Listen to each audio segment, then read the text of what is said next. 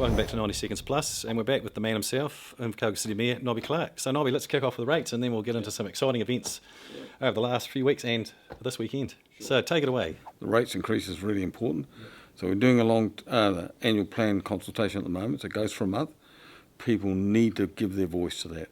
I mean, I've had hundreds and hundreds of people say to me, look, I can't afford over a 3-year period for my rates to go up $1,000.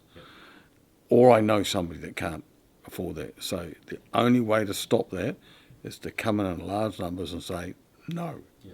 And that will force the organisation to look at some other costs like consultants and contractors and legal fees, which I think can be trimmed back significantly. People are getting a bit nervous thinking, oh, there's got to be staff cuts. Well, I've not promoted staff cuts. It's not my job to do that. My job is to identify how much the rates increase will be, and then it's up to the chief executive to manage that. But certainly, if I was in his position, I wouldn't necessarily be cutting jobs out of the organisation.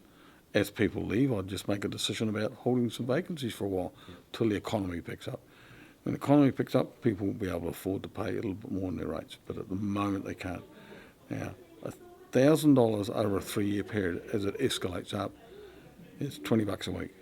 That's $400,000 per city group that comes out of our discretionary money. That's right. And you go and talk to anybody in hospitality at the moment, or retail, they'll tell you exactly the same message.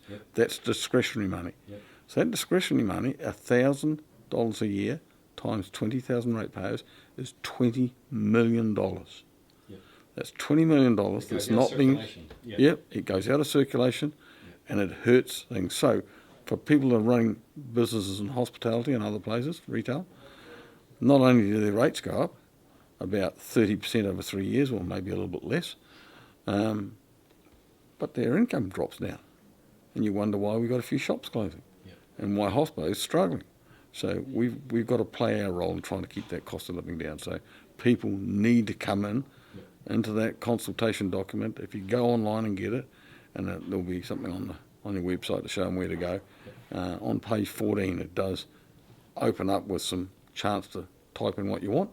Just type in, I don't and can't afford rates. It's not about what we need in the organisation, it's about the ability of the community to afford to pay it. I think I see as part of the long-term plan consultation too is this play thing, where there's $4 or $5 million. I mean, that should just be a big off the table for now. I can't believe they're even consulting on it. I mean, you'd think of one of the measures they could cut some costs with instantly, just like that. It's not needed right now. And as I've said, if they're going to spend sort of that money, let's fix Queen's Park, the kids' area. So, but anyway, we'll be definitely, what's only going to be pushing the stop that for a start. That's $5 million we could save. Boom, done. And of course, yesterday, the Hawthorndale Care Village officially had the official opening, which was a great facility for our community. And again, it's that South and can-do attitude. So you were there yesterday, so what's your thoughts? Got some big personal donors that have come into that and donated money, and some of the funding trusts as well. But it's a great facility. It works on the assumption that people are safe in the environment. They can't get out of the complex, but they have their own houses that they live in. So that's not just for dementia. It can be for people who just need aged care as well.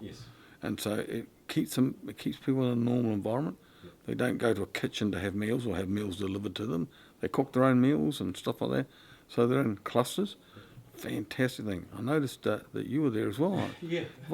Correct me if I'm wrong, but I think you had more than a couple of those sausage rolls that were there. I was there for feed. Yeah, there for feed, but it was fantastic. It really, it just shows you what our community can do when they put their mind to it. You know, I don't think there's much by way of any government funding in that.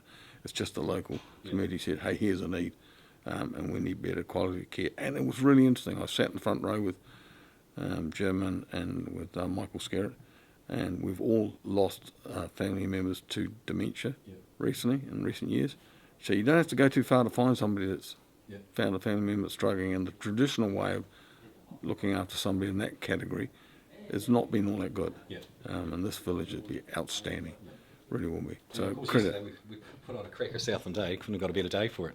So, and while we're on the weather, we might as well switch gears to the event. So it was a bit damp for the pipe bands on the Saturday last week, but otherwise it was still a great event. And then of course we had the New Zealand Marching Championships at the stadium. And then of course this weekend we've got the BMX hosting the BMX Nationals, and also tomorrow is the big day for foodies, the Multicultural Food Festival. So Yeah. So they're really important. The multicultural ones are a really neat event to go to, if you like, and we taste the food and it's not too expensive. And just to get an idea of what the culture is, but the BMX is a biggie. Again, a real success story for the local organisers. I hear somewhere around about 800,000 has been put into that track down John Street. So those BMX champs are fantastic. Another national body coming to the city, and we've got the coming up shortly, the New Zealand Planning Institution's coming, about 700 members. So yeah, drawing some real good conference facilities in. Yeah, good for the city. So don't forget, check out the Hawthorndale story where I interviewed Paddy O'Brien and also Margaret Brown. And we'll also make sure you click the link and go and have your say about the long-term plan and the massive rates increase proposed by the council staff. Till next week, we'll see you later.